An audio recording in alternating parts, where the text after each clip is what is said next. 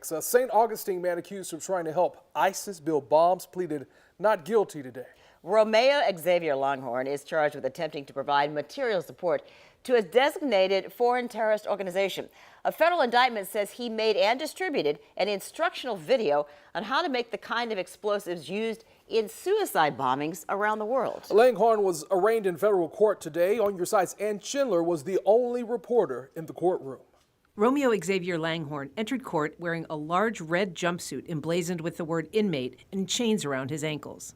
Cameras aren't allowed in federal court, so sketches are all we can show you. But in terms of his demeanor, Langhorn was almost impertinent, leaning heavily on the podium as charges were read, stretching and yawning and giving snappy answers to the judge like nope or 100%. Magistrate Judge James Clint asked about Langhorn's mental health.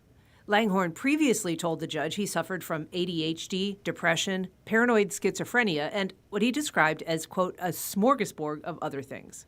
He told Judge Clint Wednesday he is not taking any drugs or receiving psychiatric care. Government prosecutors say they want a doctor to evaluate him to determine if he is mentally competent. Langhorn's attorney said she'd oppose that.